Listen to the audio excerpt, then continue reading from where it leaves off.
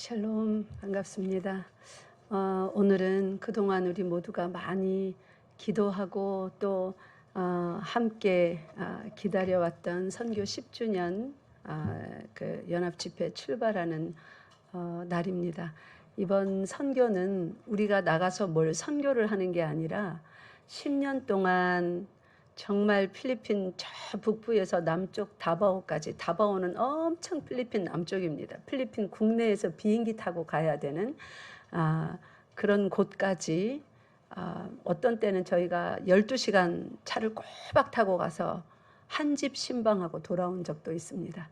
그렇게 하면서 10년을 보낼 때에 하나님께서 행하신 그 놀라운 일들을 함께 모여서 그 혜택을 받은 사람들이 함께 모여서 기뻐하고 감사하고 잔치하고 먹고 마시고 그러니까 힐링이죠. 말하자면 또 회복해서 그 다음 여정을 준비하는 그런 잔치하는 2박 3일을 보내게 될 것입니다.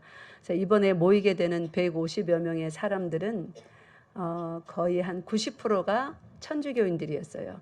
천주교인도 우리나라에서 생각하는 그런 천주교인이 아니라 집안에 마리아상, 성인들 그림 들고 다니는 여러 가지 조그만한 어떤 우상이죠. 자신이 심령이 불안하거나 뭔가 간구가 있을 때 만지고 쓰다듬고 키스하고 이러면서 주문 외우듯이 이렇게 기도하는, 복 달라고 지켜달라고 그런 삶에 빠져 있던 사람들의 자녀가 우리 교회에 한국의 근로자로 와서 우리 교회에 출석하게 됐고 여기서 신앙생활하면서 말씀을 배웠습니다. 그리고 제가 그들에 의해서 그들 가정을 저 북부부터 남부까지 필리핀 전역을 우리 성도들과 함께 10년간 신방 다니고 말씀 전하고 살아계신 하나님의 능력이 어떠한 것인지 귀신도 쫓고 병도 고치고 그들의 삶의 문제도 해결하고 그래서 실제로 우리가 신방 2-3번 하고 나면 그렇게 가난했던 사람들이 다 부자가 되는 엄청난 그런 일들이 많이 있었습니다. 깨어질 뻔한 가정들, 완전 파산 직전에 있는 가정들이 다시 살아나고. 그래서 필리핀 신방 가보면 우리 성도들이 놀래요. 처음 갔을 때는 완전히 우리 학고방이라고 그러죠. 판자촌. 그런 집에 살았는데 2번, 3번째 가면 다 집이 우리 집보다 저희 집은 거기 비교도 안 됩니다. 자가용 몇 대씩 굴리고 큰 농장 가지고 있고 그렇게 부자로 복을 받고 잘 사는 모습을 다들 보게 되고 대접을 잘 받고 옵니다. 하여튼 이렇게 예수님 만나서 실제로 육신도 복을 받고 영적으로도 제대로 참된 신앙생활을 하게 된 우리 선교 기간 동안에 하나님을 만나게 된 그 150명이 함께 모이는 거예요. 그곳에 헌신했던 목회자들이 다 함께 여러 나라에서 함께 모여서 잔치하는 선교입니다. 그래서 이번 선교 동안에 정말 그 하나님의 하신 수고의 일들을 우리 눈으로 함께 모여서 목도하고, 제가 북부에 신방 갔을 때는 남쪽에서 있었던 일 얘기했겠죠. 그 가족들에게. 또 남쪽의 신방에서는 북쪽에 있었던 일 얘기해 줬겠죠. 그러니까 진짜 그런 일이 했던 일들을 이제 한꺼번에 다 모아놓으니까 자신들이 서로 간증하고 나누면서 정말로 하나님의 하신 일이 놀랍구나 확인하게 되는 그런 놀라운 잔치의 시간이 될 것입니다. 그리고 우리 목사님들도 이제 한 30여 분이 한 자리에 모이는데 필리핀, 한국 여러 곳에서 중국까지 그 목사님들이 다 보고 정말로 하나님의 하신 일을 감탄하고 찬양하는 그러한 자리입니다. 그래서 오늘 오후 예배는 1시 15분에 드리고 영어 예배는 3시에 드리고 아마 4시에 출발을 해야 되지 싶습니다. 그래서 여러분 한 주간 동안 이곳에서 밤낮 가리지 마시고 여러분이 시간 나실 때 꼭 주예전에 나와서 기도로 동참해 주시기 바랍니다. 그 성도들은 이런 마음이 있는 것 같아요. 내가 선교금도 많이 못하고 참 미안하다. 그런데 실제로 제가 경험해 보니 성도들의 목사님 화이팅! 이 한마디가 얼마나 힘이 나는지 몰라요. 또 문자로 잘 다녀오세요. 기도하겠습니다. 여러분 그 한마디가 실제 선교 현장으로 떠나는 사람들에는 든든한 지원군이 뒤에 있는 것 같아서 마음이 굉장히 즐거워집니다. 근데 또 어떤 때는 성도들이 미안해하면서 아이고 목사님 가시는데 아무런 도움도 못 되고 이러면서 스스로 미안해하며 문자나 전화조차도 하기를 꺼려하고 이렇게 숨는 거죠. 그러면 제가 선교 떠나면서 굉장히 외롭습니다. 이 일을 나 혼자 하는가 싶기도 하고. 그래서 여러분 오늘 선교 떠나시는 성도들에게 그리고 교역자들에게 또 선교를 처음으로 가는 교역자들도 있습니다. 성도들도 있습니다. 꼭 전화나 문자로 직접 말로 격려해 주시기 바랍니다. 그런 격려가 말 한마디가 얼마나 사람의 마음을 기분을 좋게 하고 이렇게 용기를 내게 하는지 모릅니다. 그런데 잠잠하면 같이 마음이 가라앉아요. 그래서 뭐 내가 잘못하고 있는 건가? 어떻게 이렇게 지원이 하나도 없는가? 잘 다녀오라는 인사 한마디 없는가 싶은 이렇게 침울한 마음에 빠지기도 합니다. 그래서 기도해 주시고 말로써도 문자로써도 용기 주시고 하여서 이 성전에 남아있는 우리 성도들 또 가는 성도들 모두 함께 하나님을 찬양하는 그런 귀한 기간이 되었으면 참 좋겠습니다. 네, 우리 오늘 본문에 보면 고린도후서 5장 보면 특별히 11절부터 21절까지 말씀을 통해서 하나님께서 그리스도를 통하여 만민을 자기와 화목하게 하시고 우리에게 독특한 어떤 직분을 주셨다는 것을 자세히 풀어서 말하고 있습니다. 어떤 직분을 주셨을까요? 제가 오늘 본문은 20절 한 절만 했지만 여기 11절부터 다 연결되는 말씀이에요. 21절까지. 우리에게 어떤 직분을 주셨을까요? 18절에 나와요. 제일 끝절에. 어떤 직분요? 예, 화목하게 하는 직분, 화목하게 하는 직분을 주셨다는 것을 이야기합니다. 그러면서 바울은 자기 자신을 그리스도의 사신으로 그렇게 소개합니다. 그리고 하나님과 화해하는 직분을 받아들여야 함을 강조하면서 우리들에게도 그러한 직분이 있음을 여기서 말하고 있습니다. 그래서 왜 우리들에게 그러한 직분이 있는가? 17절 다 같이 읽겠습니다. 오늘 여기 고린도후서 5장 17절 시작. 그런즉 누구든지 그리스도 안에 있으면 새로운 피조물이라 이전 것은 지나갔으니 보라 새 것이 되었도다. 아멘. 그리스도 안에 있는 사람들은 전부 다 새로운 피조물이랍니다. 자, 그러면 새롭게 되기 전에 이전에 세상에 육신의 부모 엄마 아빠의 결혼으로 인하여서 여러분들과 제가 다 태어났습니다. 우리가 이 땅에 태어났을 때 여러분 이전에 예수님 몰랐을 때 어떤 목적을 가지고 사셨어요? 뭐 만인 공통이죠. 성공 맞습니까? 네, 성공이잖아요. 그죠? 꿈의 어떤 성취 그리고 내 삶, 내 가족 이것이 우리 모두의 공통적인 삶의 목적이었습니다. 그런데 17절에 우리들 모두가 그리스도 안에 있으면 이제 새로운 피조물이래요. 새로운 피조물이면 그 새롭게 태어난 사람들답게 삶의 목적도 어떻게 해야 될까요? 새로워져야 되겠죠. 제가 항상 말씀드리지만 제가 하는 질문은 답이 아주 쉽습니다. 그 질문을 잘 보면 그 안에 답이 다 있어요. 그죠? 새로운 피조물이니까 삶의 목적도 어떻게 돼야 될까요? 새롭게 되어야 됩니다. 그래서 여기에 새로운 피조물이라 하면서 우리의 새롭게 된 삶의 목적을 여기에 소개하는데 어마어마합니다. 따라하세요. 위대한 그리스도의 대사. 예, 우리들 보고 화목하게 하는 직분을 받은 대사들이라고 합니다. 여기 성경에 사신 이런 표현으로 말했는데 그것이 원어적인 표현에 보면 대사입니다. 대사. 우리가 알고 있는 대사관의 대사, 영사관의 영사 이런 것처럼 대사. 우리 대사를 엠베서더라고 그러죠. 실제 영어 성경에는 이거를 엠베서더라고 표현이 되어 있습니다. 대사가 뭡니까?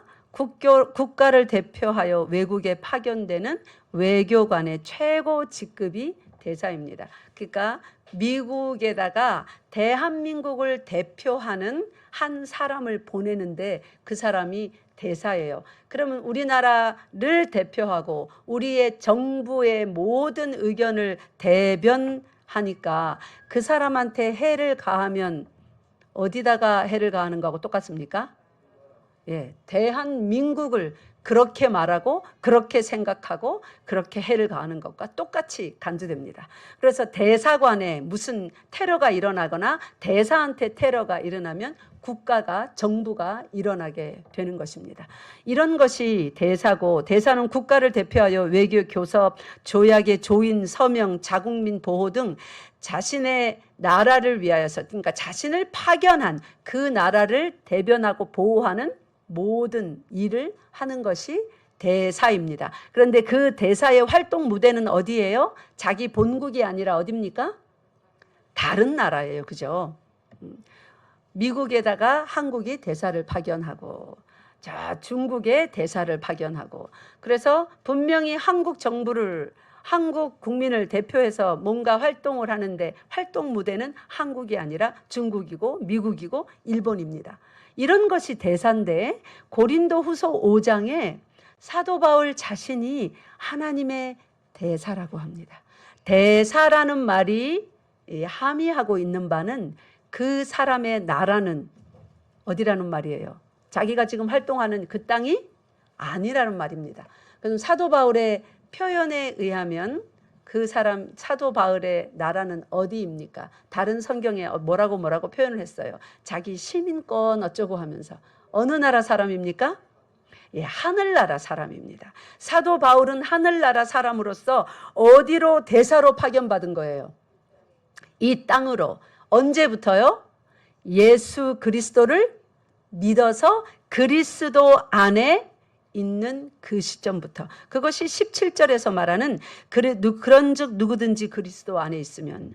자, 이렇게 예수 그리스도를 믿는 사람 바울은 그리스도를 믿고 그리스도 안에 속하여서 살아가는 그 시점부터는 이제 이 땅이 자기 나라가 아니에요. 그 이전에는 이 땅에서 잘나 보이고 뭔가를 이룩하고자 열심히 노력하며 살았으나 예수 그리스도 안에 있으면 이제 그 예수 그리스도가 대사관저입니다. 대사들이 머무는 그 집을 대사관저라고 그러죠. 그죠? 그 집에는 똑같이 만약에 미국 땅에 한국 대사관 그 땅이 있으면 그 대사관저는 미국 소속이에요? 한국 소속이에요? 어느 나라 법이 적용됩니까? 한국의 법이 적용됩니다. 치외법권 지역이에요. 그 미국의 법으로 한국 대사관 안에 못 들어옵니다. 우리나라에 미국 대사관이 있죠. 미국 대사관은 어느 나라 법을 적용받습니까? 그 안에 일어나는 일들이 미국 법을 적용받습니다. 예, 이해가 되세요? 비교하면서 생각을 해보세요. 그러면 우리가 예수 그리스도를 믿어서 예수 안에 살아갑니다. 예수님이 우리의 참 성전이에요. 그러면 우리는 이 땅에 살아도 어느 나라의 법을 적용받습니까? 하나님 나라의 법을 적용받습니다.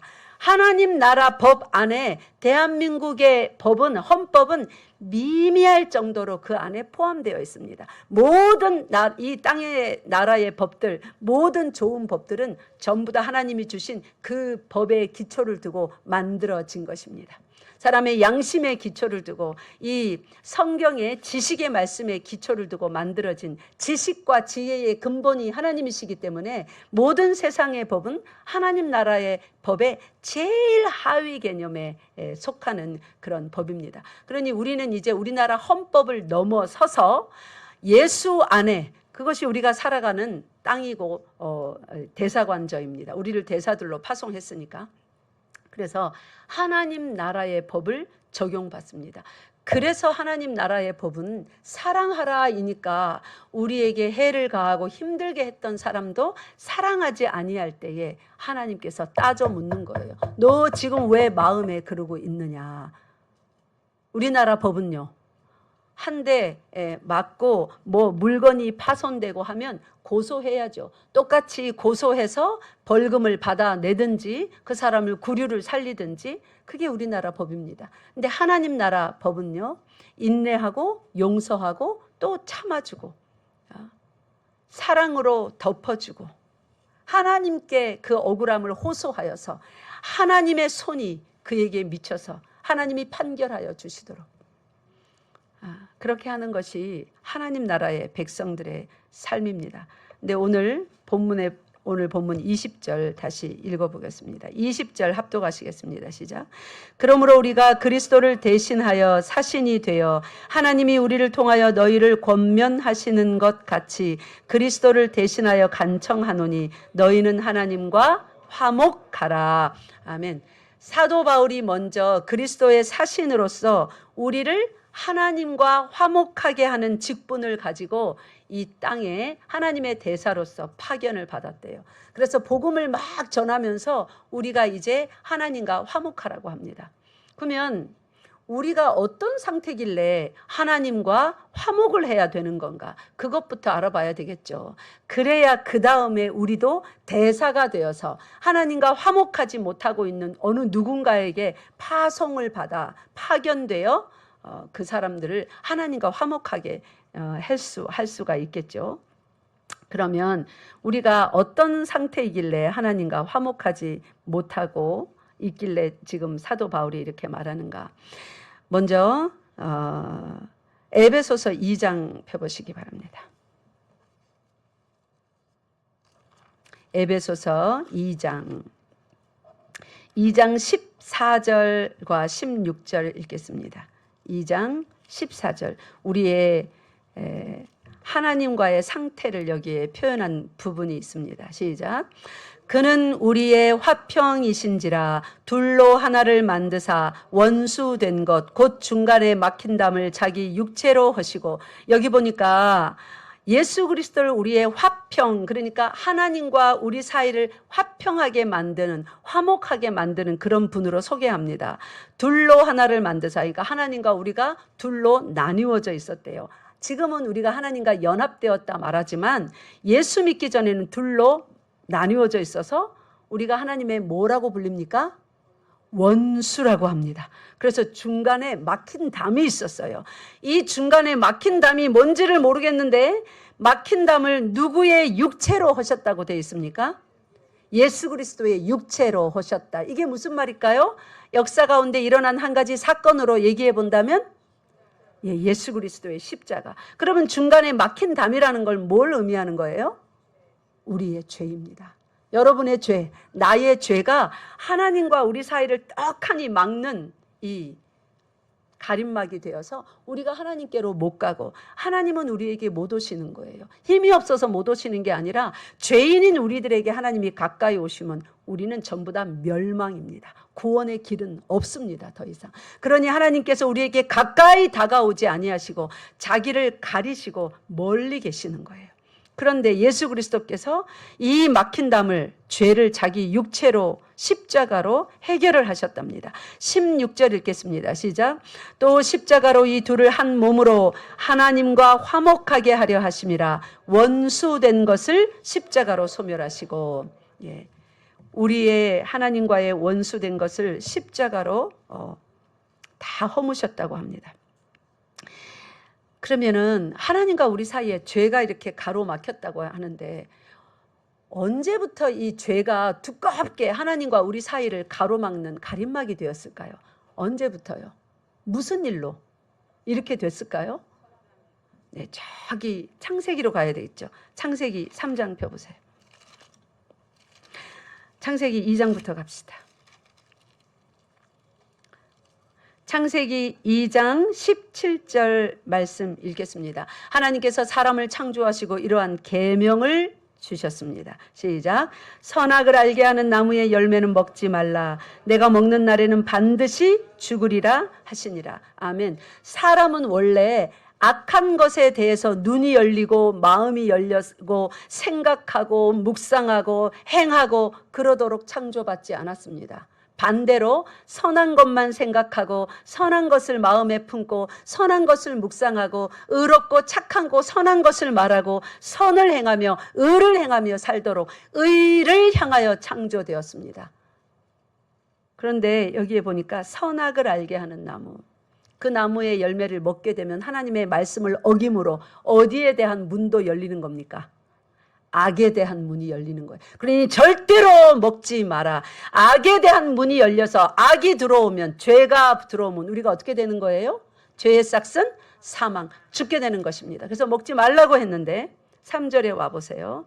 어떻게 됐습니까? 3절 1절부터 그 하반절 쭉 읽어보면 사단이 뱀에게 들어가서, 하나님의 피조물 중에 가장 간교한 꾀가 많은 뱀에게 들어가서 뱀이 하와에게 다가와 어쩌고 저쩌고 말을 하니까 하와가 하나님이 분명히 그렇게 말씀해 주셨는데 그 말씀 그대로 붙잡지 아니하고 요리 변경하고 조리 변경하고 조금씩 변경하여 대답을 합니다. 그리고 하와 뱃속에 있었던 야고보서 1장 말씀에 나옵니다. 욕심이, 그러니까 이거는 사람의 마음이에요. 하나님이 주신 양심 말고 사람 속에 피조물 스스로 갖게 되는 자기가 자기를 위하는 그 욕심이 쭉 나와서 사단의 말과 딱 맞장구를 쳐서 하나님처럼 되고 싶어 욕심을 가집니다. 그래서 그 열매를 따먹습니다. 그러고 나서 죄를 짓고 이제 하나님이 그들에게 다가오십니다. 심판을 하십니다. 그들의 죄악대로, 행위대로. 그때 하신 말씀이 3장 16절이에요. 시작. 또 여자에게 이르시되 내가 네게 임신하는 고통을 크게 더하리니 내가 수고하고 자식을 낳을 것이며 너는 남편을 원하고 남편은 너를 다스릴 것이니라 하시고, 그 이전에는 완전히 한 몸이고 하나의 생각이라서 다스림 받고 막 고통에 처해야 되고 이런 게 없었는데, 실제로 이제 육심적으로, 감정적으로, 서열적으로 막 이런 것이 매겨지기 시작합니다. 15절로 올라가 보세요. 왜 이렇게 됐냐면 15절에 이런 하나님의 심판, 죄에 대한 심판이 이렇게 내려졌기 때문에 이제 16절 이하에 있는 모든 그런 슬픔이 찾아오게 된 것입니다. 15절 읽겠습니다.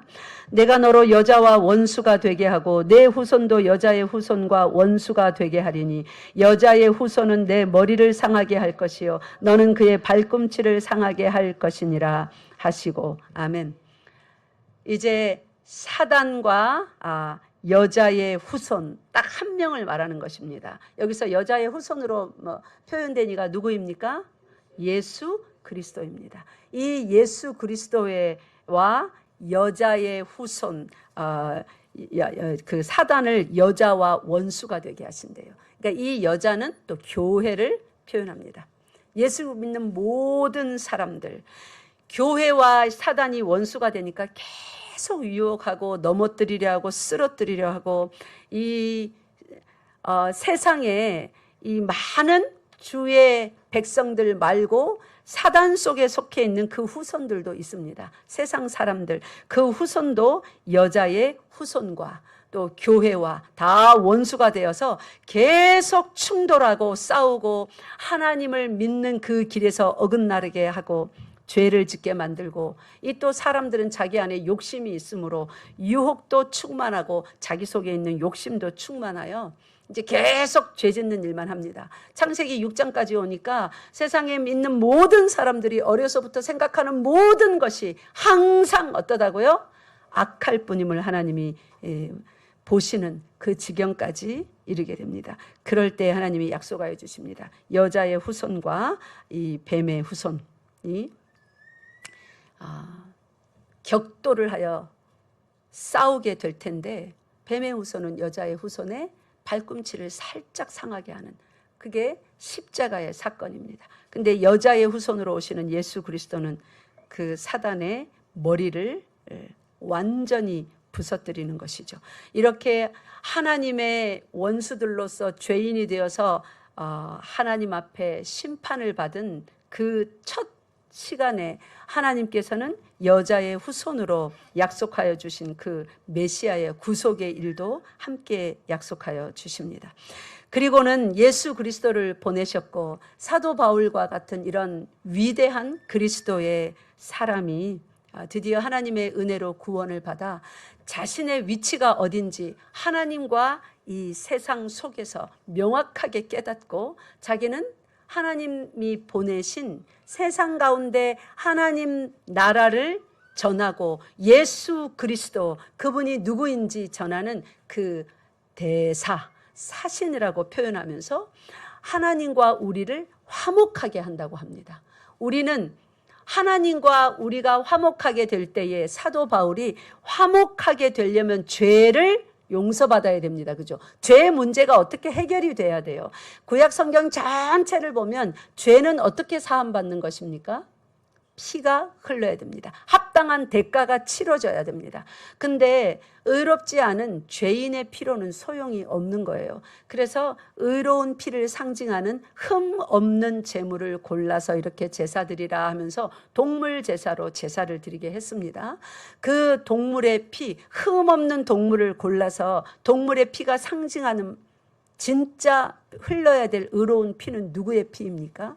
예수 그리스도의 피입니다. 그래서 그분의 피가 십자가에서 그 의로운 피가 우리의 모든 죄값을 다 담당하기에 충분한 그분의 피가 흘렀습니다. 그래서 예수 그리스도께서 그렇게 우리 죄를 위하여 죽으시고 약속하신 대로 3일 만에 부활하셨습니다.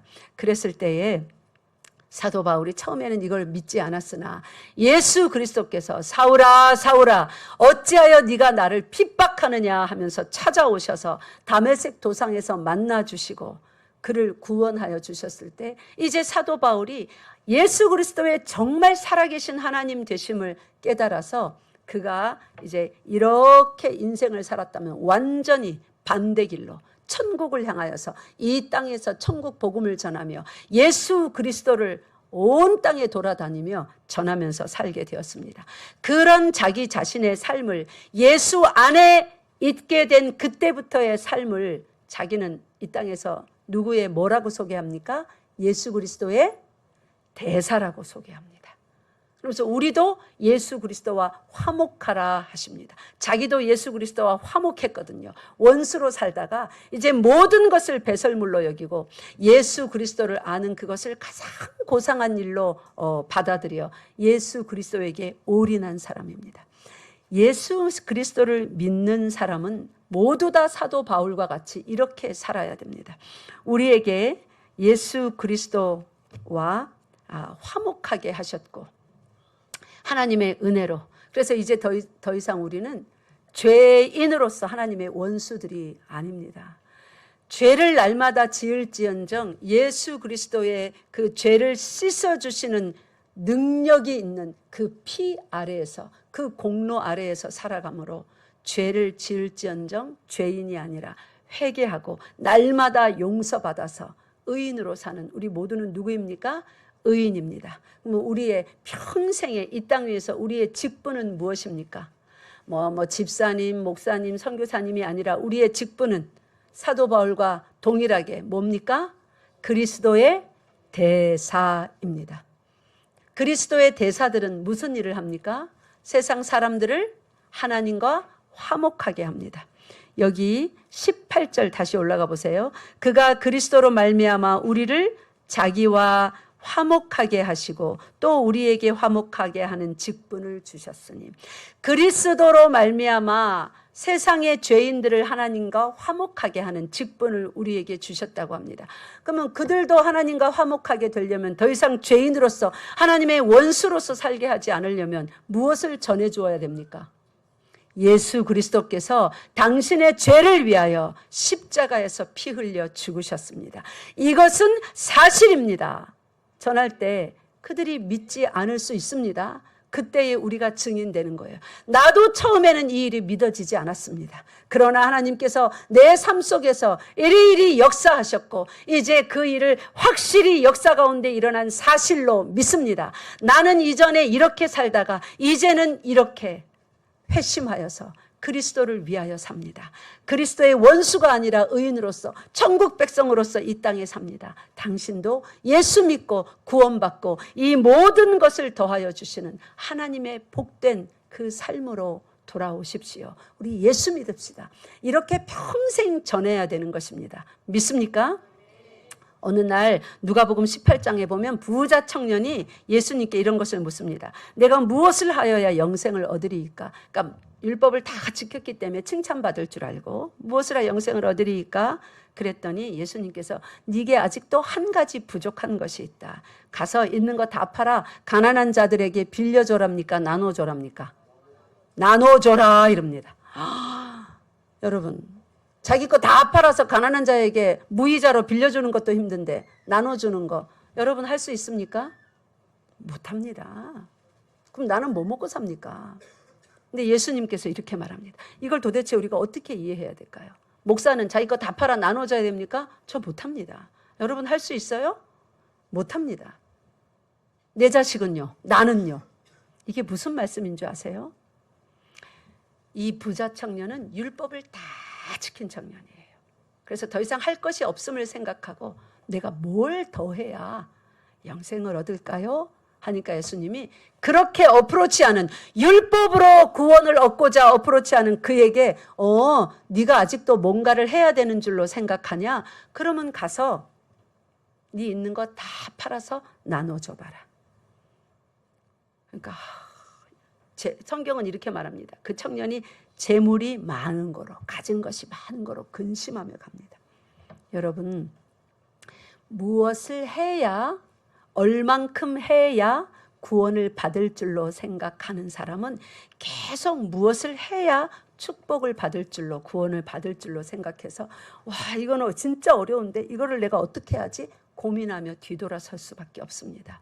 그런데 감사하게도 그 청년이 그렇게 가는 것을 보면서 예수 그리스도께서 뭐라고 말씀하시는 줄 아십니까? 사람이 할 수 없는 그것을 하나님은 하실 수 있느니라. 아멘.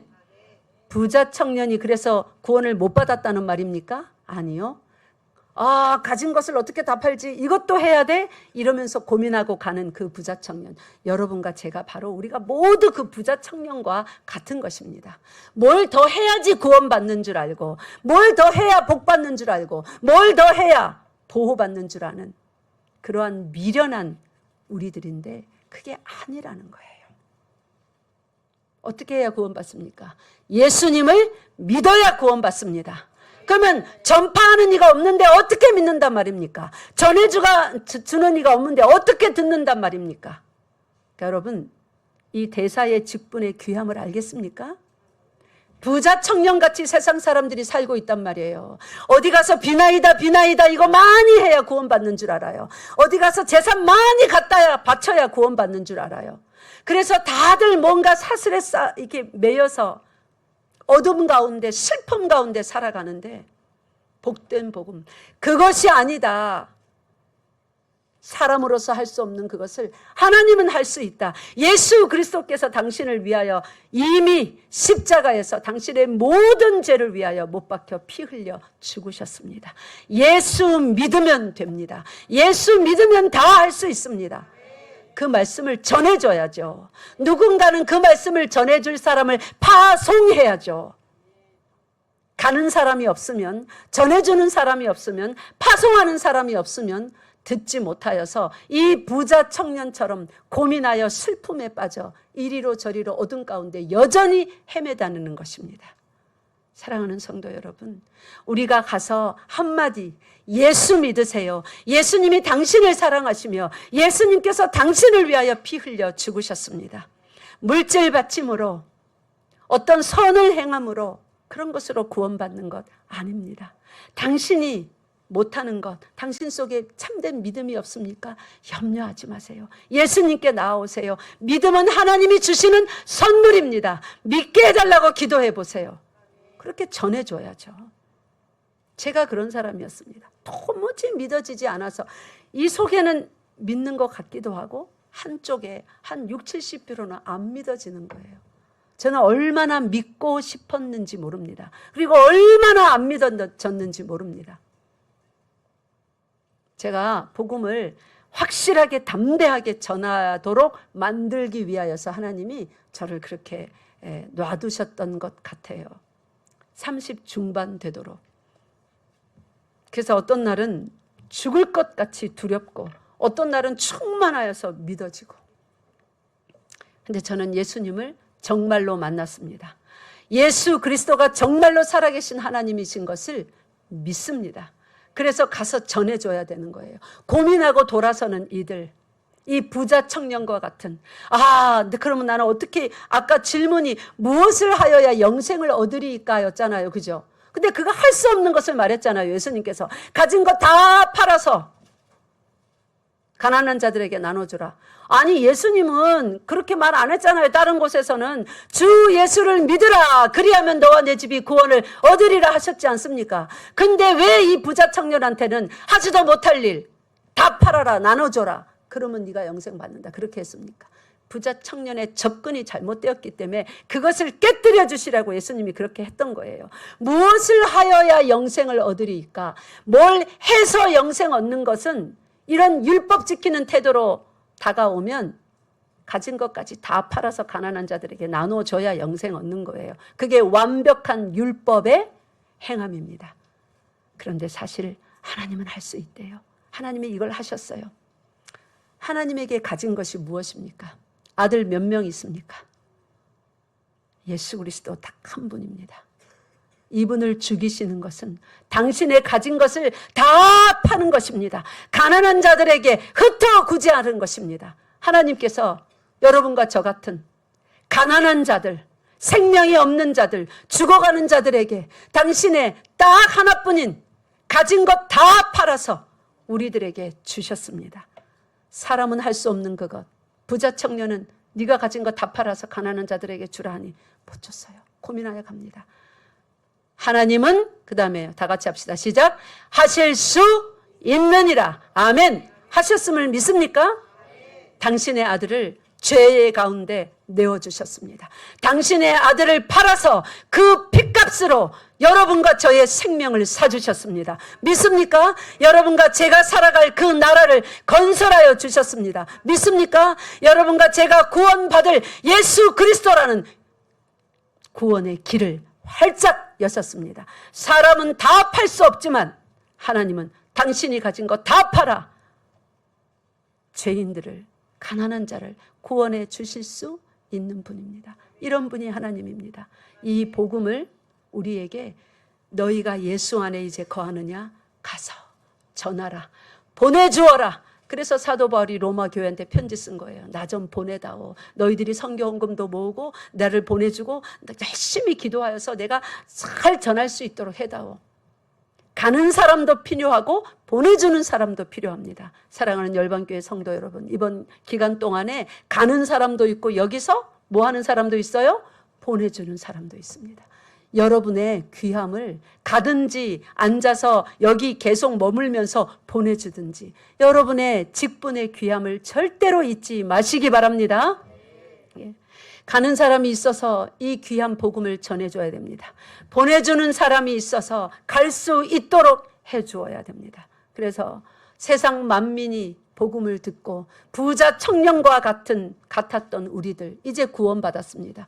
지금도 여전히 많은 사람들이 부자 청년들과 같이 고행을 해야, 금욕적인 생활을 해야, 가진 거 다 팔아서 나누어 주어야 구원받을 줄 알고 고민합니다. 나도 먹고 살아야 되는데 어떡하지? 어떻게 하면 내가 할 수 있을까? 열심히 하노라고 해봅니다. 그러나 하나님의 기준에 그 영광에 이르지 못하더니 모든 사람이 죄를 범하였으므로 그의 영광의 그 기준이라는 말입니다. 거기에 이르지는 못하는 것입니다. 말씀을 맺겠습니다. 사랑하는 성도 여러분, 우리는 다 본질상 진노의 자녀였습니다.